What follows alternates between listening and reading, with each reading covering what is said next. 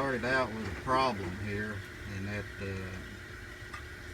standpipe to the house's sewage system in the basement was over the top too far of the front loading washing machine, which is a Whirlpool, by the way.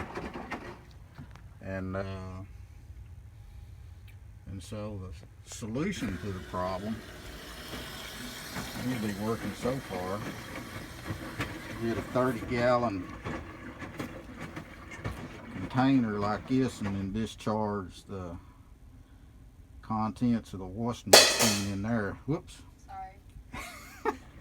And of course the garbage can will take as much water, you know, and then put about a 200-gallon per hour submersible pump in it, 12 volt, regulated by a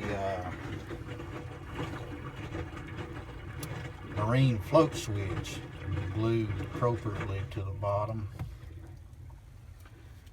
and power that from a 12 volt power supply similar to that.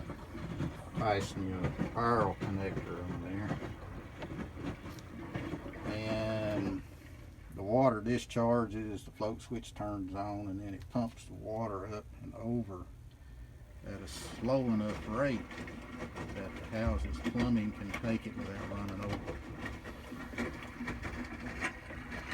Previous effort involved airtight seal up there, and I think it's dangerous because it could create a siphon back down into your washing machine and make stinky laundry.